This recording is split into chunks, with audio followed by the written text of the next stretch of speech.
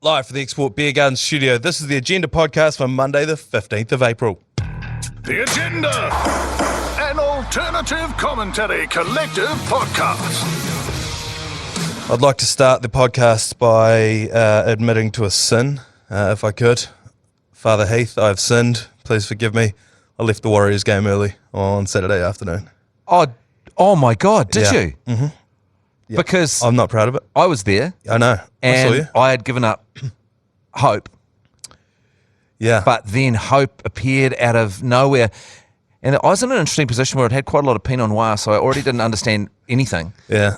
And I didn't know what was going on, but all of a sudden, Shawnee J's right in front of the posts. And now we're going overtime. Yeah.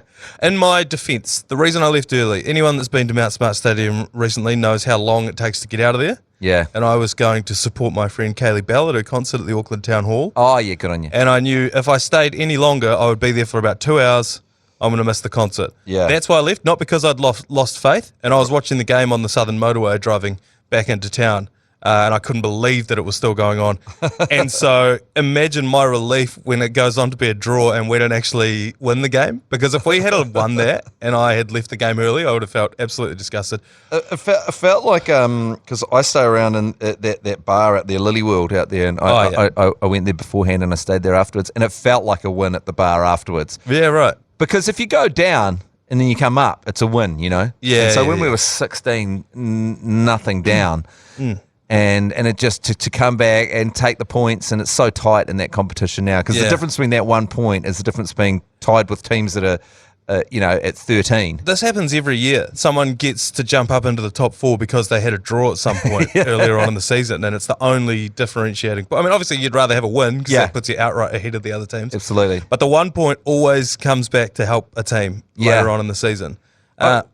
This is my second time out there at the Warriors, and I was thinking, because I fly quite often. I'm a big American sports fan, so I'll go to America to enjoy watching one of my teams. And boy, what we've got going on out at Mount Smart is the closest thing to the American sports experience you can have. You turn up early, you go to Lily World, everyone's partying, so many people pounding Pinot Wahs and punishing me about that, which was great to see. Yeah.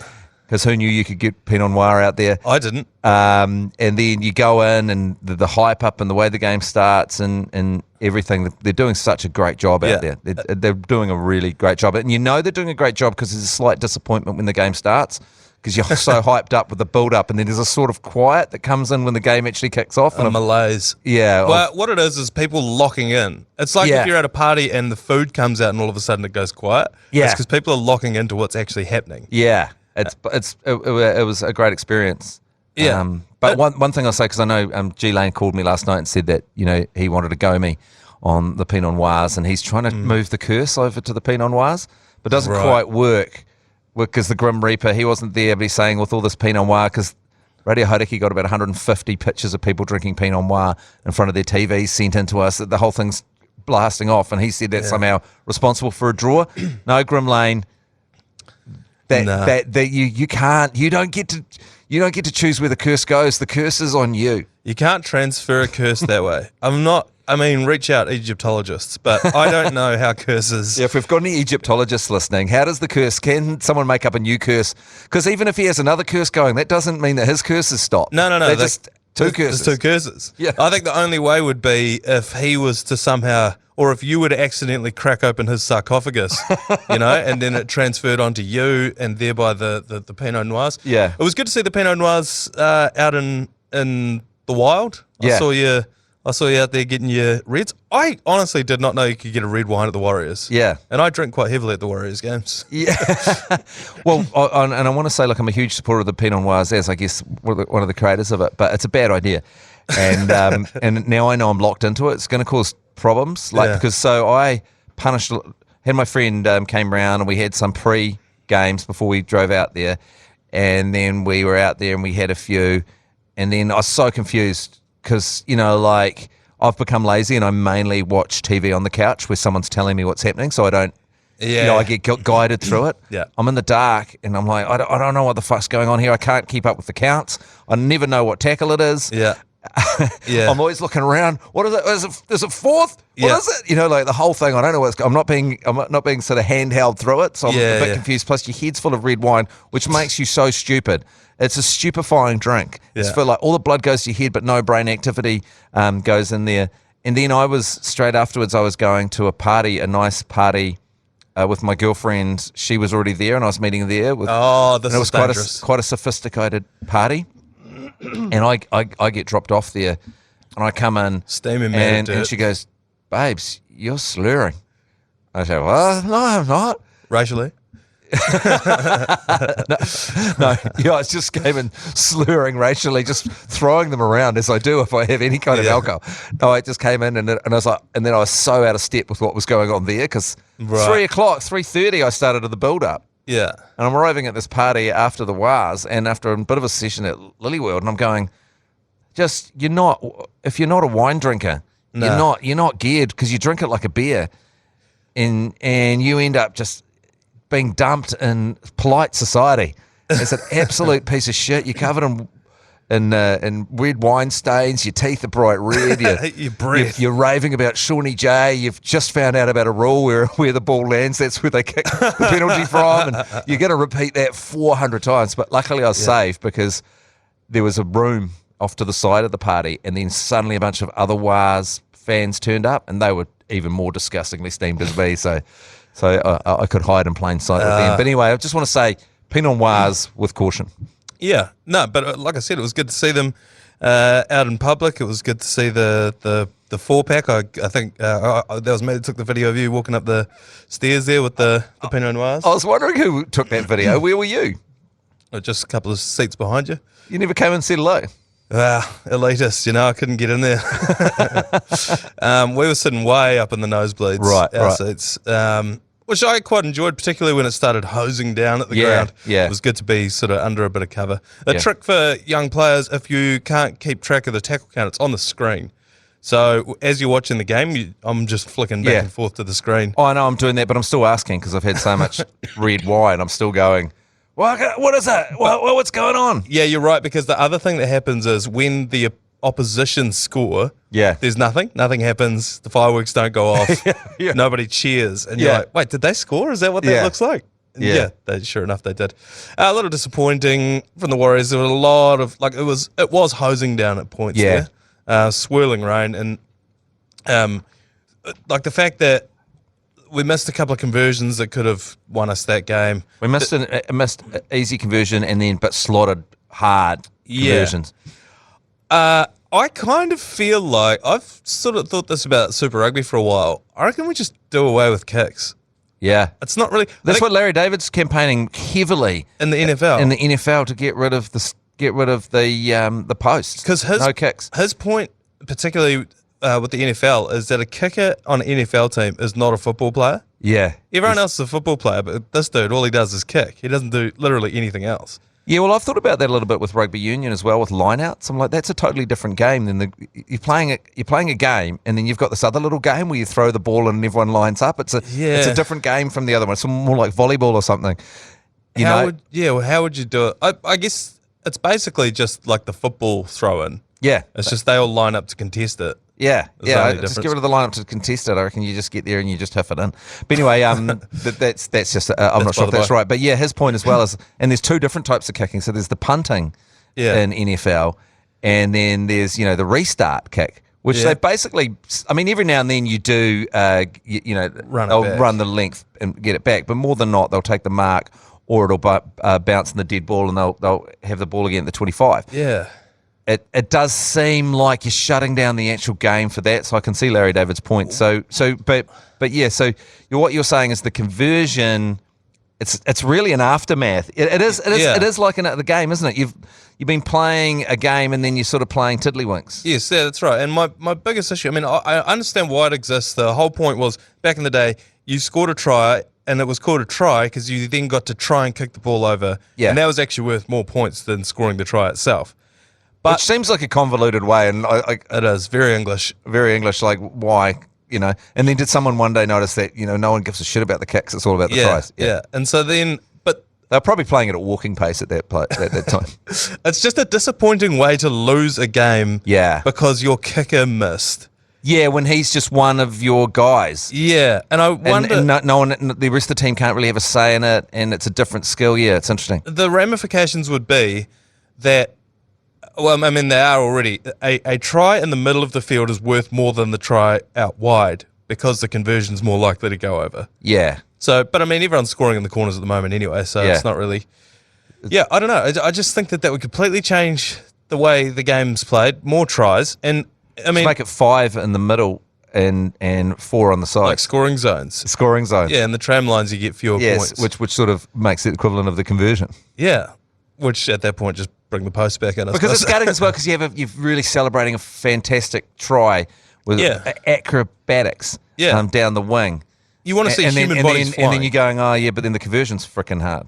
Yeah, I don't know. It's just, and then, so Andrew Johns was saying on one of those TV shows over the weekend, something that I've always thought is that golden point in the NRL can actually be quite boring sometimes because it's just dueling, sloppy drop goal attempts. Most teams don't get themselves into a decent position. As we saw, neither of our teams on the weekend got into a good position to hit that drop goal. So it's actually can be a little bit boring. He was saying that they should go golden try as opposed to golden point. Yeah, I would agree with that. I think something similar to what the NFL have Yeah, which means you can't win on a kick. on a kick for the first kick. You can't win on a kick for the first, but at any point after that you can. Yeah, So the first points scored can't be a field goal. I think, well, my understanding of it was the game doesn't end on a kick, but if it does end if someone scores a touchdown. So like they have 2 5-minute periods. If I kick a goal and you kick a goal, that doesn't matter. It'll still be a draw. Right, I thought it was the second one. I thought it was just the first. You couldn't win on the first kick, but I could be wrong about that. I just think if golden try, you could still have the drop goal. Yeah. So that if at the end of the extra 10-minute period, you're the only one who hit a drop goal, you guys win. But the other team... It kind of promotes conservative play, doesn't it, in a way? Yeah, it does. Because all you're trying to do is get to the 40-metre line and Yeah. then just have a crack from there. Yeah. And NRL players aren't as good as Super Rugby players at drop goals, or rugby union players. So, yeah, I just don't know. I don't think that was a very... it can be an anticlimax golden And trying to predict whether a drop goal's going to go over when you're sitting in the West Stand it's difficult. You go through a lot. Yeah. Because you go, well, that was, and everyone's like, that was fucking miles away. Yeah, it was problematic. But anyway, as we said, the 1 point generally helps the team towards the end of the season. Yeah, So we'll take it. positive Yeah, from as that. I say, at Lily World afterwards, a few more Pinot Wahs I didn't need to have that Yep. later on caused an incident. The atmosphere was jubilant. Yeah, absolutely. All right, quick break. We'll be back to talk the Masters. Well, Heath, at the time of recording this, which is 10:30 a.m. on the Monday, the Masters is still going and it is quite tense. Probably by the time people are listening to this, they'll know who's won. At the time we're recording this, it's Scheffler, Aberg, Homer, Morikawa, who just hit one into the water, and Tommy Fleetwood, who are pretty much in the running, and they've only... Oh, no, actually, Tommy's out. They've got about 5 holes left. This one, I feel like the Masters this year has been bigger and more heavily followed than any year before. Do you feel get like that just vibe? golf in general is getting bigger and bigger. I Yeah. mean, try and get a tee time in Auckland. Yeah. You know, it's just getting bigger and bigger and bigger and bigger. There's more and more money involved, and this is the glamour event. So Yeah. I think a big part of it is it's a knee-jerk reaction to lockdown. We're all stuck inside for so long. And then we're like, when we finally were able to get outside, we're like, oh, fuck, let's go and walk around. and also the whole men's mental health thing has become a big thing. Yeah. For the longest time, it's men, you're pieces of shit for going and playing golf, you're staying away from your family. It's now been rebranded as men getting together for their mental Yeah. health. And so, I just need to spend some time with the guys. Yeah. And so a lot of people wanted to play golf, but now they can play it and feel morally superior because they're reaching out to their mates. And Yeah. all you have to do is claim that one of your mates is having a bit of trouble at the moment. Yeah. Yeah, he's going through a tough time at the moment. Manaia, And everyone is. Manaia's going through a tough time. You don't say that the tough time is he's hungover. Yeah. He just says he's going through a tough time mentally today Yeah. at the moment. So, we've booked this, and I think it's really important. Yeah. And look, yes, it is a very successful rebrand, but it actually is a good, like, you can't ask your mate to go for a walk with you for 3 hours. No. But if you've got your golf clubs with you, you can all of a sudden. And you, because it's like this thing, and men struggle to say, do you want to meet for a coffee? Or do anything like that. We can meet for a beer, or we can meet for some kind of going to a sporting Go event. to watch something, yeah. We can't even really meet to just go to the movies together. That's a bit weird. No. The rules are. So it's like, Yeah. if you're going to be walking side by side each other doing something, you can. Or facing each other with a beer. But otherwise, not many other things we were allowed to do. Yeah. That we've allowed ourselves to do. No, it's I know. something. It's been imposed on ourselves. By ourselves. Yeah. So they say like the best yarns you ever have are often in a car as a dude. Yeah. Because you're both facing the same direction. Yeah. So it's like less aggressive where you're looking at each other. It's quite hard to say something that you think the other guy might take umbrage at. They've done these really amazing studies on how men don't like to look each other square in the eyes. Yeah, like and then they'll we're doing move. now. They'll move. Whereas women do. Women can look at each other square in the eyes quite happily, but men will quickly move to a 130. Their legs will move apart, and they're just trying to get beside each other to watch something else. Yes. Everything they can. They'll back away, but you can't look at each other square in the eye. No, yeah. Or talk about things that actually affect you. Because it feels like you're squaring up. Feels like you're about to have a fight. Yeah, it does. You're doing it to me right now. I want to start swinging. It's good though to see Ryan Fox out there at the Masters, living the dream. I think he was a little upset with himself. He made the cut, but then had a pretty tough round after that. I think in the end, he's going to finish somewhere around the 30s. He'll have a good time. He had a great time. He made an eagle. Everyone Yeah. who makes an eagle, which is 2 shots under par at the Masters, earns a pair of crystal highball glasses. Didn't he get 3 eagles in the? He got 2, yeah. 2. I think he might have got one in warm up or something like that. Oh, But right, yeah, right. yeah. He got 2, so that's what four highball glasses. It's Crystal good. He's glasses. going to fill the cabinet if it keeps going like this. Yeah, absolutely. But there's big wins throughout the day. I think throughout the week. Why don't they move the Masters? Because last year they had. Remember the trees were falling down? Do you remember seeing the videos of that? Yeah. And it's like, well, hang on. It's like people that live in Oklahoma and Tornado Alley, and once a year a tornado rips through and it destroys their entire town. It's like, why are you still there? Wouldn't you go somewhere where that doesn't happen? The Masters doesn't need to be this week, does it? Yeah, that's a good point. So move it. It'll be one of those traditional things. No. Someone will have done it at one point, but it's about when it is. Yeah, that's not how it works. But anyway, so by the time you're listening to this, you probably will have known who won that. Hopefully you followed them on the TRB as well. Super Rugby happened over the weekend. Heath, your beloved Highlanders went down to the Rebels. These scores are ridiculously high, by the way. Yeah, they are. And interestingly, because the Crusaders, everyone's like, they're back on track. They're playing an Australian team, playing the Waratahs. They beat the Chiefs, and they had a bye, and they're coming back, and it's all on target, and they'll just keep going, and they'll steam through into the top 8, and then things will go. But then Waratahs beat them 43-40, and now you got to say it's real. Yeah. Now the shit season is real. It's a proper shit season. To score 40 points. If you told the Crusaders last week, hey, you're going to score 40 points this week, they'd be like, oh, sweet. So what, we win by 20? Is it? No, you lose. You Just lose score by 3. 40 points and lose is out of control. I mean, this is the kind of rugby that we want to see, high scoring, high octane. But you're right, it is squeaky bum time now for the Crusaders from here on out. The Highlanders getting absolutely pantsed by the Rebels blows, 47-31. Yeah. But Moana Pacifica, beating the Reds, Yeah. you like that? Yep. And Hurricanes beating the Chiefs. So now the Hurricanes are the absolute real deal, Yes. unbeaten. They've beaten the Chiefs. They've beaten the Crusaders. 7 on the trot, I think. And I thought TJ Pettinato looked excellent. Can I just say, for the 58th time this season, what's with all the buys? I don't know. Why aren't the Blues playing this weekend? We've got 12 freaking teams. We talked about this every week. You're just taking the air out of the fucking tyres of the tournament. Yeah. Does it need to go longer? No. No. No one wants a longer tournament. In the amazing situation, we've got an even amount of teams, which means everyone can play every week. And then still, no. I can't understand it. I can't understand why they have like a magic or their super round where they have all the teams playing. So it's like, okay, so you agree being able to watch all of the games every weekend is the best possible example. And then for some reason, I don't know. No one's been able to explain this. To be fair, I haven't asked anyone. But you've asked me and I don't know anything. I've asked you. I've asked Lane. I've asked Lane. We're a circle jerk of not knowing the answer to this question. So let's just keep asking it, and then hopefully someone else will join the group and tell us. Fire through the voicemails, but it's a little bit disappointing not seeing every team play this week. This story caught my eye. Colin Munro is a bit of a misleading headline. Says that he's turned down the Black Caps, and he has. He told Gary Stead, they had a yarn at the start of the year, And Gary Stead said, "What's your situation, mate? Are you retired or what's the go?" And he's like, No, I'm still going.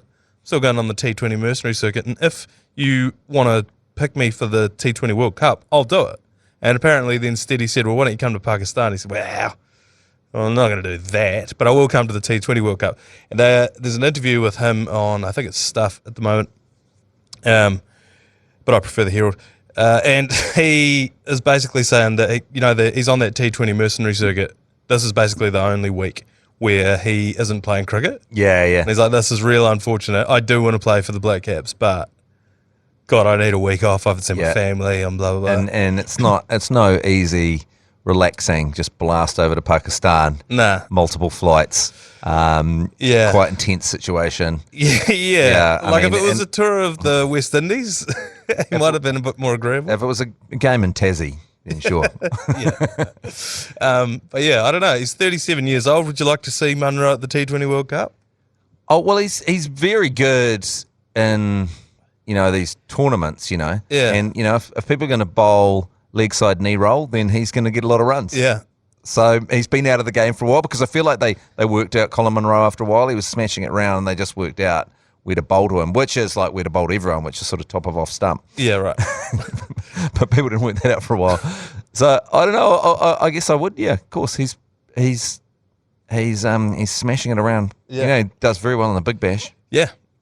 So bring back the stance. Be Yeah, interesting bring back to the see stance Munro. if they pick him up. All right, quick break and we'll be back with yours, please. Yours, please. Brought to you by Leader, home of the lasagna topper. We had a few butt dials this week. Heath. I was listening through all the messages this morning. Oh, yeah. It was like people listening to the podcast and then accidentally bumped the button. And then you can We'll take with the home of the butt dial. Yeah, there were a couple asking because the Warriors coverage had a little bit of an interruption at the start of the games. There was a couple of what's going on. There was a couple of just, I guess, I don't know what the thought was. Maybe they were trying to listen to it on iHeartRadio and then watch it on the TV. I could hear a lot of the mainstream commentary in the background. Oh, yeah. Anyway, just watch out for the butt dials. Don't want to burn through all your data. Caller, yours, please. Cheer, brothers. Just wondering how we catch up with the big show boys in Brisbane. I have no tickets to the Magic Round, but I'm happy to chill out at the Caxton Street and meet up with the Backbone boys. Jay Māori. The one thing you will find about the Backbone boys if you meet up with them, not drinkers. No. Not drinkers, so it'll be a teetotaling situation. Actually, Jason Hoyt will tend to scuffle off immediately to a hotel room, won't he? Yes. And Minogue, I wouldn't be shocked if Jace doesn't go. yeah, I imagine Jace will be looking to not go. Yeah. In which case, Minogue and Keezy might fire up. Perhaps. Yeah, because Minogue's great on a beer when he's firing up, but 90% of the time he's on a non-drinking health kick, isn't he? He's on some sort of get shredded out of his mind sort of scenario. Yeah. Always when you think, I might have a beer with Minogue, he's like, not doing it. Yeah, he's in another 3 month trying to see his abs sort of phase. Yeah, but yeah, Hoyty will definitely shuffle off. Yeah. He won't talk to anyone, he'll be out. It's an interesting proposition that you make though, because I love the idea that this guy's going over to Magic Round just to hang out on Caxton Street, because you can. That's the whole point of Magic Round. It's like, Yeah. it's the part that Super Rugby don't get about Magic Round is that it's why they have it in Brisbane every year, because Caxton Street turns into bloody Bourbon Street. Yeah. For a weekend, and it's just all on. You don't even have to go to the games to have an amazing time. Joel Harrison, the notorious pants man, has bought flights over there. I don't think he's got tickets either. Yeah, and then you go right up that valley, eh? What's that valley called? I don't know. There's a I've real never been great over party valley just up, stumble out of Suncorp and you're away. there. Yeah. I'd love to get over there, but I think that's a great idea. I'll pass that on. Okay. To those guys, and I'm sure they'll be more than happy to have you. Another caller here, yours, please. Hey fellas, just listening to you on the Chiefs Hurricanes game about the we like to party. But how about going back to the Warriors chat from the podcast the other day? We like Tamani. We like Tamani party. No, Martin. Oh, you get what I mean. Anyway, just to go with Marcelo Montoya. Anyway, cheers, fellas. We've got to talk about that Marcelo Montoya chant, because you and me were talking about trying to get it going, but Yeah. it was like he wasn't in the game. Nah. He was. We couldn't have picked a worse game to try and get that chant going. I know. I know. We're going to have to wait another couple of weeks before we can do it again as well. I was waiting for it too. If he had scored, Yeah. I was up and about. We're sitting close enough that I think we could have got it going. Yeah, we could have. Yeah. There was a lot of Warriors, Yeah. which, look, on the one hand is boring, but also, It works. It works, yeah. I was involved. Yeah, so was I. I was involved in that. The problem, I've said this many times before, and I think you even texted me on the night and said, when the music dies down, we'll get a chant going. The music doesn't die down. No. There's no respite. Yeah, you said you responded, the music never dies. And I was thinking, that's quite poetic and, we operate in two level. Yeah. The music goes on forever. Let's hope it does, because the music is so good for our souls and it's so important. But you mean that they're not shutting up on the DJ deck. DJ AL. The problem DJ AL's obviously had like strict instructions. Anytime the ref blows his whistle or any pause in the game, hit that button, play something. Yeah. But the thing is, it'll be like someone's starched, knocked out cold, throwing up gang signs with the things and like having a seizure, eyes rolled in the back of the head, and then it'll be like, hey baby, ooh, Yeah. and some guys like careers on the line. Yeah. It's like I just like a little bit of match awareness from DJ A down there at Mount Smart. Speaking of match awareness, we just must mention the UFC. Yeah, UFC 300. Yes. Yeah. Did you watch it yesterday? Yeah, we just got to mention it, because otherwise someone will come through on a talkback and say you didn't mention it. But I watched it. It had a great day, actually. I paid the pay-per-view. I just watched it by myself all day. Great. The UFC is my favourite thing to do when I'm hungover. Yeah. Because you are watching a man having a much worse day than you. Getting knocked out in his undies in front of thousands. Oh, I know, and especially if you've talked shit like Hill had, and Yeah. you've said that Pereira's not a legitimate champion, and you've talked shit. And I was just thinking about that feeling when you come back to consciousness, because after Pereira was so good, how he went, we'd been hitting the nuts. And Yeah. he goes to the ref, get out of here. Don't worry about it. We're all good. I'm focused in here, and then knocked Hill out unconscious a second later. And I was just wondering, and you see as he went down, his eyes went up, and it sort of plays into, I think you and me have been talking about recently, some sports trying to get rid of concussions. Other sports are still massively encouraging them. And I'm on both sides of the fence on that one. But then you hit the ground, and you've been talking smack, and you've been telling everyone this guy's not the real deal. And as you come back around and you realise, you just hear the whole crowd screaming. And he's pointing at you. He's pointing this. He's doing that weird thing with his hands, going, "I told you." Yeah. I told you. So what the fuck is this? And he's a terrifying man to start with, the most intense stare in the world. Yes. And you just go, not only have I been knocked unconscious, which is kind of embarrassing, I'm in my undies, there's blood everywhere, but also I talked shit about this guy, and he absolutely got the last word. I know. It's so high stakes, and I know that, particularly in that sport, not only do you need to do it to drum up numbers and interest in the fight, some guys need to do it to get themselves going. Yeah. I find this when I'm playing like pool or some sort of pub game. I need to talk incredible amounts of shit just to get myself in the zone. But boy, is it high stakes when you start doing that. Yeah, it is, yeah. And, he's been out with an injury for ages. But he got that injury in basketball. How annoying is that? You got your big chance. You're finally the champ. And then you injure yourself in a social basketball game with some mates. And then you're out. And then he sort of tried to build himself back. And in that time, that moves. My God, that sport moves fast. Yeah, it does. And he came out with a bit of some love handles as well, I was noticing. But there was a bit of a puku there. And I'm like going, sometimes in the heavyweights, the puku is okay. Yeah. But I was just, he didn't look as ripped, and then he's on his back and he said those things, and Yeah. and You're right. I think it's showing boxing a few different things. One is that a centralized sport makes it so much easier to view rather than having all these fractured belts. And two, that just because a fighter loses doesn't mean that's the end of their career. Exactly. There's redemption. Yeah. Because everyone's so freaking desperate to keep their records in Yeah. boxing. And no one wants to fight because it's too risky to lose. Because it's the end of the world if you lose. But in UFC, you can lose and then you can come back, and that becomes part of the story. Because it makes it hard for dudes like where Joseph Parker's at in his career, because he's a genuine threat to any of those guys. But if they beat him, it doesn't really catapult them to stardom. Yeah. So he's in the worst position where no one wants to fight him because they could lose.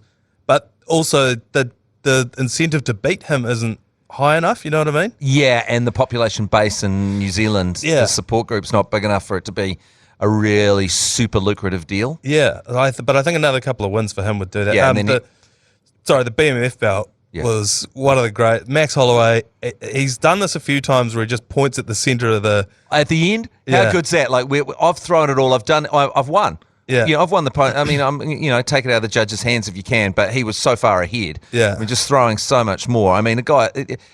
Gage's nose is gone. He's been poked in the eye twice. He can't fucking see anything. It's like, right, here's your chance. But then it's like, let's put it down in the middle. Yeah. And then knocks him cold 1 second, 2 seconds before the end of the fight. He hits the ground and then it's like, man. It was ridiculous. He's done this a few times, Max Holloway. You can tell he just loves it. It's fitting that he just won the bad motherfucker belt. Yeah. In that fashion as well. They should retire the belt. Yeah. Hang it up in the rafters. That was such a great bout. And I just love a guy that's coming out of Hawaii that's that violent. Yeah. Because I imagine if I grew up in Hawaii, I'd be a peaceful human being because you've got surfing, lovely beaches, you've got the guaranteed tourism work. Yeah. But to come out of Hawaii, fighting out of Hawaii with that much violence. Just going to fight everyone. Yeah, right in the middle of the cage. Yeah. Yeah, that was great. That's a good point that you made. It was like right at the end of the fight, you've gone through all your game plans, whatever you trained for, you've done it all. Right, let's just have a good old-fashioned God's honest knock in the middle of the ring. We did everything that we came here for. Here's your chance, by the way. You might starch me, I don't know. But he was up for it. He'd been poked in the eye twice, and as I said, his nose was broken, couldn't breathe through it. Yep. But he was like, yeah, okay, fuck, why not? Fuck it. Well, 5 rounds, let's go for it. Let's just spend the last 20 seconds beating the absolute shit out of each other. Yeah, and the people loved it. Oh, they did. Retire the bad motherfucker belt. And then you immediately look over at Dana White and go, would it kill you to pay me a decent amount of money for fucking doing this? Yeah, they don't pay any of those guys. And then you got Mark Zuckerberg just sitting there on the side, just really lowering morale for everyone. Yeah, I'd like to see the Zuckerberg-Musk fight. Yeah, I'd like to see I reckon they need to put it on. Yeah. Anyway, all right, that'll do us for today. All right. Thank you very much for tuning in for the Monday edition of The Agenda. We'll be back tomorrow for a Tuesday episode. See you then. You've been listening to the ACC's Agenda podcast. For more episodes, subscribe on iHeartRadio or wherever you get your podcasts.